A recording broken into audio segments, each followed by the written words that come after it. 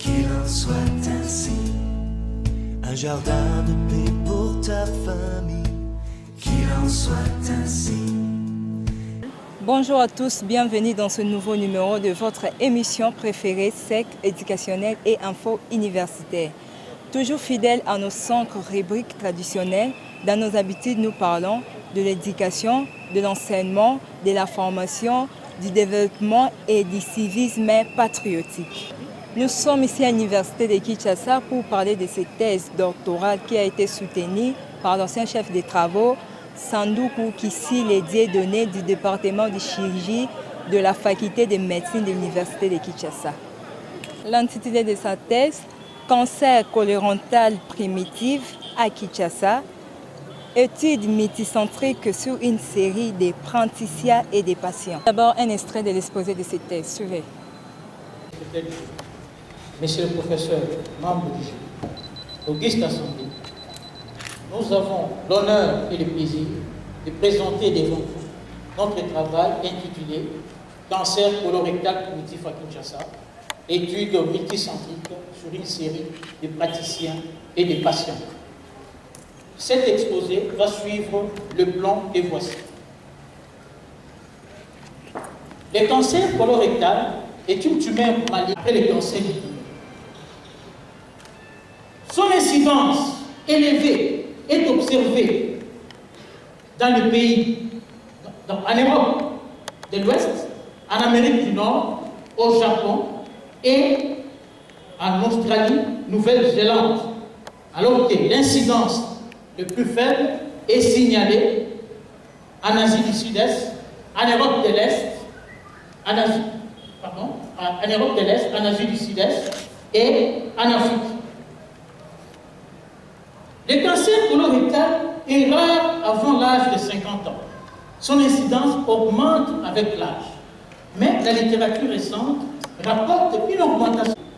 Ce cancer est souvent précédé d'une lésion bénigne, l'adénome. L'augmentation de la taille de l'adénome et surtout sa richesse en contingent foulé accroissent les risques de cancérisation. Les maladies inflammatoires chroniques intestinales, dont la maladie de Crohn, la rectocolite ulcéro-hémorragique et les colites intraciées, sont des lésions précancéreuses. Outre l'âge supérieur à 50 ans et la prédisposition génétique, les principaux facteurs de risque du cancer colorectal sont l'inactivité physique, le surpoids et l'obésité, une alimentation riche en protéines d'origine animale et l'intoxication alcoolo-tabagique. Le diagnostic du cancer colorectal est suspecté sur le plan clinique sous base de plusieurs éléments, de plusieurs signes, fait notamment des troubles digestifs, des douleurs abdominales, du ballonnement abdominal, et ces signes font indiquer une coloscopie. Et au cours de cet examen, la détection pluridisciplinaire. Les différents moyens thérapeutiques sont, pour les cancers du côlon et du colorectal, la chirurgie. Et dans les formes métastasées, s'y ajoute la chimiothérapie, les thérapies ciblées et l'immunothérapie. Pour les cancers du moyen et du bas rectum, la radiochimiothérapie et la chirurgie. On assiste à une fréquence croissante du cancer colorectal en Afrique au fur et à mesure que s'améliore le moyen diagnostic. En République démocratique du Congo, il n'existe pas, à notre connaissance, d'études spécifiques sur le cancer colorectal, et ce, malgré sa fréquence hospitalière croissante et son mauvais pronostic. L'étude de ces cancers est donc intéressante à réaliser à Kinshasa, à cause de la présence de facteurs de risque, de sa fréquence hospitalière élevée, de son diagnostic au stade tardif, de vie animale et pauvre amphibie. L'absence de prévention primordiale, les niveaux bas de connaissances des praticiens de la ville-province de Kinshasa sur le cancer colorectal, la pauvreté et l'influence culturelle expliquent les diagnostics tardifs du cancer colorectal à Kinshasa. La dénutrition, l'immunosénescence, l'anémie, l'excès d'alcool, les groupes sanguins A, B et B, l'inactivité physique, les syndromes métaboliques et les retards du diagnostic sont des prédicteurs du mauvais pronostic du cancer colorectal. Le but de cette étude est de contribuer à l'amélioration de la prise en charge globale et optimale du cancer colorectal. L'objectif général est de caractériser la prise en charge du cancer colorectal selon le profil éducationnel, épidémiologique, morphologique et moléculaire à Kinshasa. Et pour atteindre cet objectif général, est fait des patients pauvres, jeunes, qui consultent tardivement au stade avancé de la maladie et avec plus de localisation rectale de ces cancers et parfois des syndromes métaboliques. L'ignorance de la paix des praticiens de la ville province de Kinshasa et de la population a aussi été ciblée. Ces cancers restent des pronostics fâcheux dans un environnement de pauvreté et les difficultés dans la prise en charge sont aggravées par les présenteurs socioculturels et les contextes de précarité généralisée. Comme perspective, il faut donc une politique sanitaire orientée vers la prévention du cancer colorectal. Il faut améliorer l'accessibilité aux soins de santé à la population de la province de Kinshasa. Il faut créer des centres spécialisés de prise en charge du cancer. Il faut promouvoir la recherche en génétique et en biologie moléculaire. Et il faut élaborer des statistiques de cancer à l'échelle provinciale et nationale.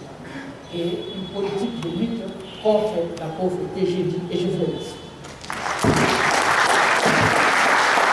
Suivez un moment d'échange entre les récipiendaires et les membres du jury. Les types de collaboration que vous aimeriez établir ou les types de recherches que vous aimeriez établir avec le domaine de biologie moléculaire, de biologie moléculaire de la faculté. Voilà ce que je veux dire. Allez-y.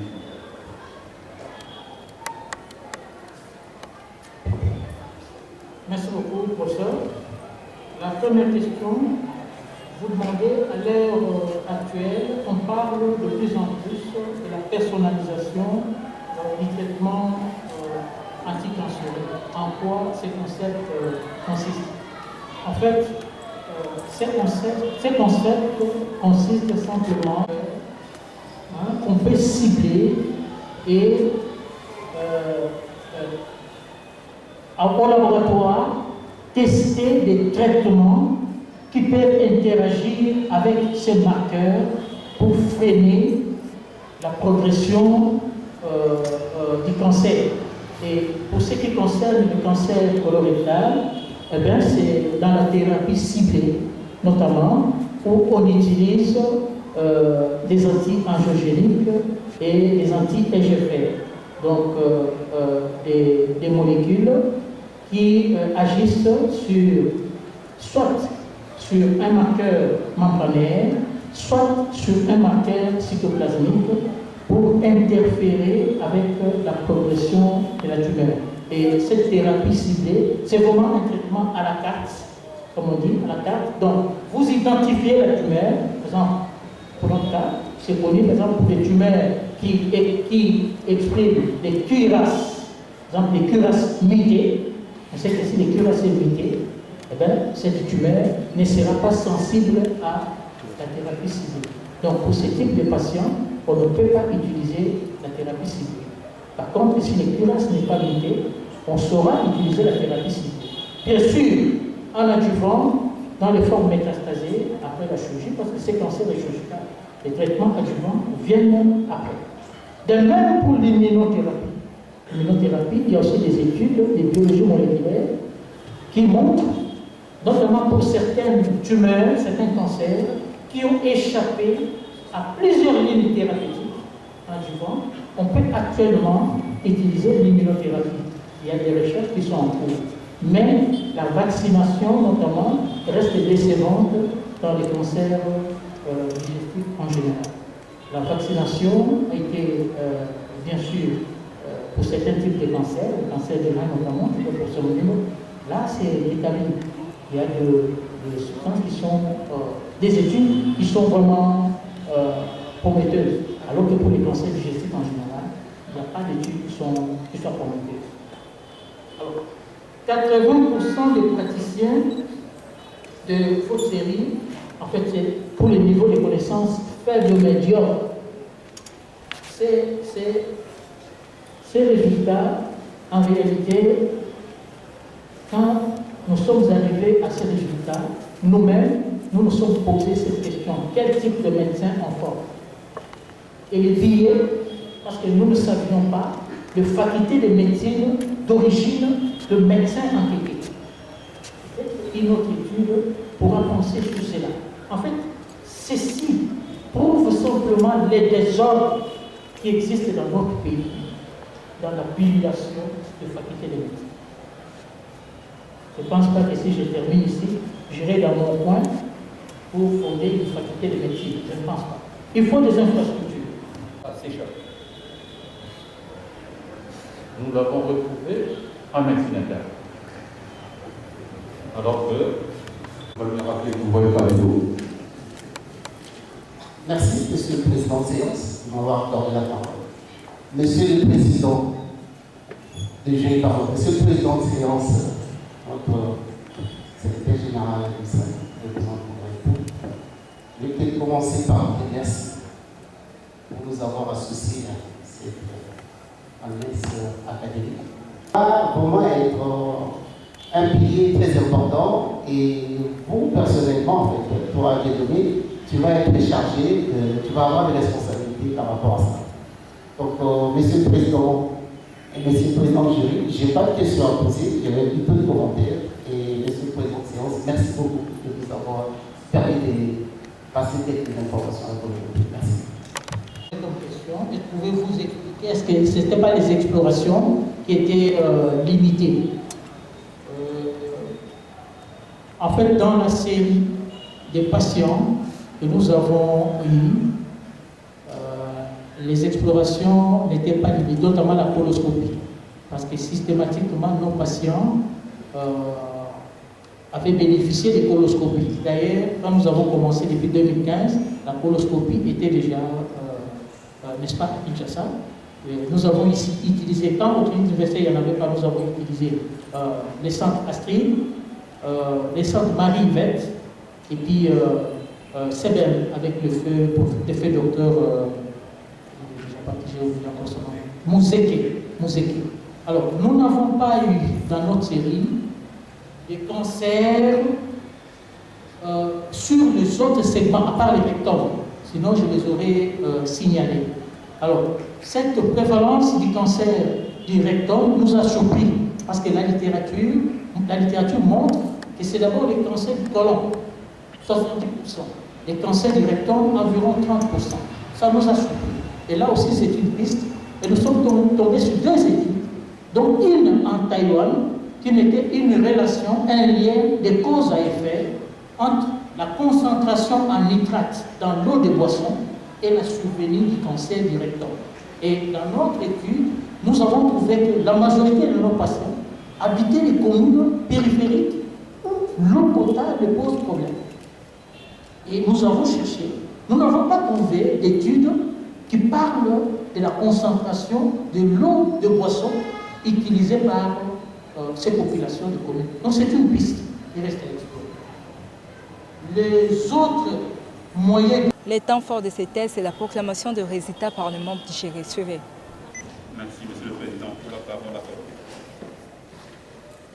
Le jury chargé de procéder à l'organisation de l'épreuve de thèse d'agrégation de l'enseignement supérieur en médecine a examiné la thèse présentée par le candidat, messieurs le chef de travaux, Sandoukou Kisile Dieudonné, en vue de l'obtention du grade d'agrégé de l'enseignement supérieur en médecine. Après délibération en huis clos, le jury a pris la décision suivante. Messieurs le chef de travaux, Sandoukou Kisile Dieudonné, est reçu sur l'ensemble des épreuves.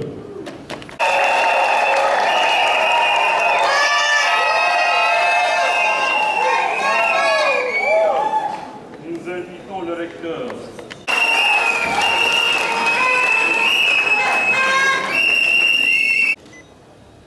Vu le procès-verbal du jury chargé de procéder à l'examen de la thèse de Monsieur le chef des travaux Sandoukou Kisile Dieudonné en vue de l'obtention du grade d'agrégé de l'enseignement supérieur en médecine, attendu que toutes les prescriptions de l'ordonnance numéro 081-026 du 3 octobre 1981, telle que modifiée à ce jour, relative à la collation des grades académiques, ont été respectées.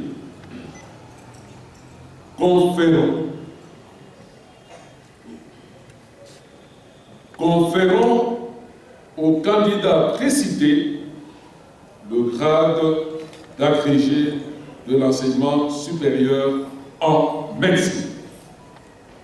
En foi de quoi nous lui remettons le présent diplôme et les insignes de l'université et déclarons qu'il a la jouissance de tous les droits et avantages attachés au grade académique obtenu conformément à l'ordonnance dont référence ci haut. Faite à Kinshasa le 6 août 2021 pour le recteur de l'Université de Kinshasa, le secrétaire général administratif, Godefroy Kabengele Dibwe, professeur ordinaire.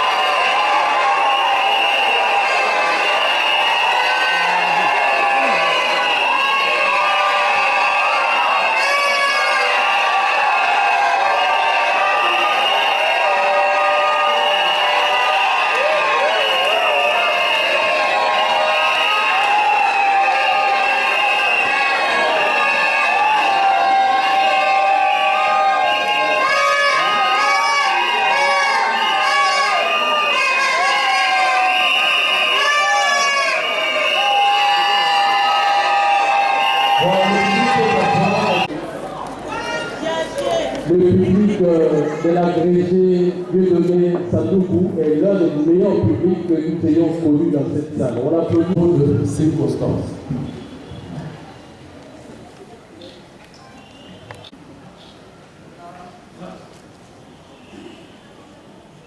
Présente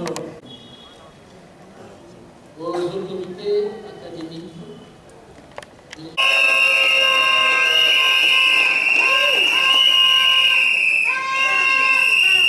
Cher public, avant de vous...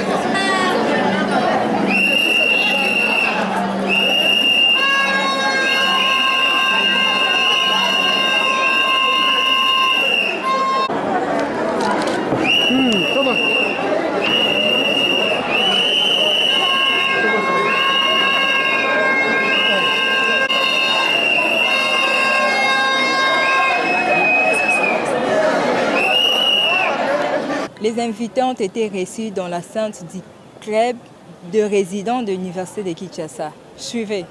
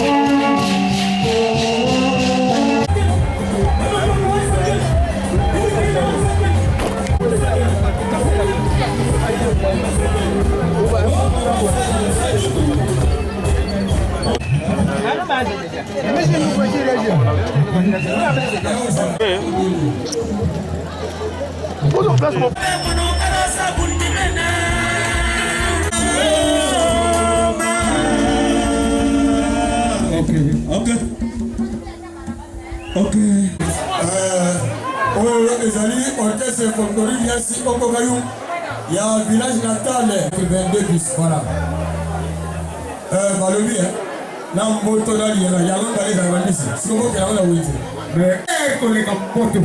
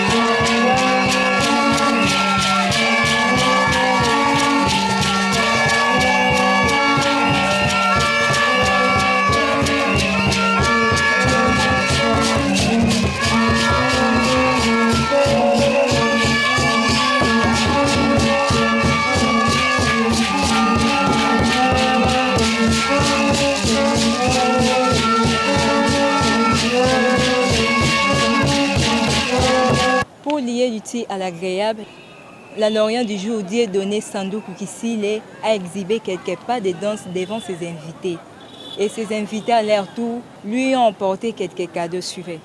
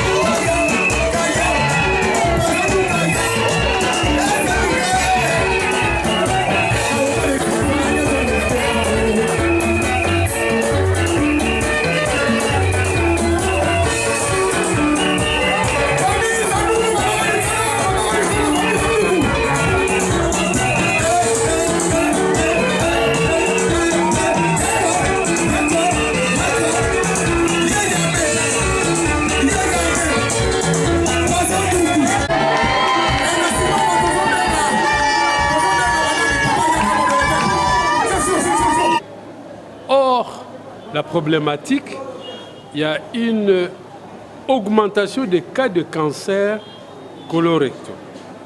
Et voilà la problématique. Et donc, il faut passer par un modèle mathématique. Poser des questions de recherche. Parce que quelle est la différence entre une abeille et un homme? L'homme pose des questions. Alors, ces questionnements nous ont permis d'avoir des données. Nous avons observé que les médecins sont encore dans des insuffisances. Ils ne connaissent pas. Donc, il faut dorénavant former la formation continue. Oui, je suis donc professeur Mokonzi Mobé. Je viens donc de la République du Congo. Nous sommes donc venus ici pour présider cette thèse sur le cancer colorectal. Ma présence ici est une présence pour renforcer la relation entre nos universités. On ne peut pas bâtir des grandes nations s'il n'y a pas de collaboration avec les pays voisins. Il me semble que les deux pays sont les pays les plus proches en termes de capital. Donc il est inadmissible que nos deux pays qui renferment autant d'universitaires ne puissent pas coopérer. Il faut donc dans ce cas élaborer rapidement une politique de collaboration entre nos universitaires. C'est-à-dire, je m'explique plus simplement, si chez nous il manque des enseignants à la faculté des sciences de la santé de Brazzaville ou dans d'autres facultés, mais on doit regarder d'abord en RDC et plus particulièrement à Kinshasa pour trouver des enseignants, au lieu d'aller les chercher ailleurs, très loin, en Europe, alors que le potentiel universitaire de la République du Congo est assez vaste. Moi, je pratique ça depuis que je suis rentré de France. Je ne suis pas complexé de venir ici à Kinshasa, trouver des enseignants et les amener, d'où la collaboration avec le professeur Longombenza aujourd'hui, qui hier était en Afrique du Sud, on a commencé à travailler. Si nous n'avons pas cette capacité de pouvoir faire en sorte qu'on ne croit pas en nous, on ne pourra jamais se développer. Ce ne sont pas les autres qui vont nous développer, c'est nous-mêmes. Donc la capacité que nos dirigeants universitaires, politiques d'ailleurs, doivent comprendre qu'il est temps, il est grand temps. De toutes les façons, la Covid va nous normaliser tous. On voit bien, pour revenir à Kinshasa, il faut porter les masques et tout, ce qui est une anormalité. Alors qu'on devait être des pays où la traversée est une donnée naturelle. Or, la traversée parfois entre nos deux capitales est une donnée surnaturelle. C'est pas normal. Alors qu'on est plus facile apte à aller à Paris, en Angleterre, aux États-Unis, mais pour venir à Kinshasa, c'est un problème. Ça, c'est un facteur de sous-développement. Voilà pourquoi ma présence ici pour cette thèse-là est importante pour renforcer. Sur les cancers du côlon et du rectum, nous avons fait ce travail à deux aspects, en prenant deux aspects. Un aspect sur le médecin pour évaluer leurs connaissances sur ces cancers et l'autre aspect sur le malade que nous avons pris en charge nous-mêmes depuis 2015 jusqu'en 2018. La motivation, j'étais pratiquement touché de voir de malades nous arriver au stade terminal et donc pour venir mourir aux cliniques universitaires de Kinshasa, de malades avec cancer colorectal. C'est cette motivation qui m'a amené à travailler sur le sujet en m'interrogeant d'abord moi-même en tant que médecin, qu'est-ce qui fait que ces malades arrivent tardivement, et aussi en interrogeant ces malades et en les prenant en charge. C'est par ici que nous mettons un point final à notre émission de ce jour. Si vous avez aimé, dites un grand merci à tous nos héros dans l'ombre. Augustin Mandumbete derrière la caméra. Je trouve Manzanza a assuré la réalisation sous la coordination d'Emmanuel Tangou. Quant à moi, je vous dis au revoir et on se retrouve à notre prochain numéro.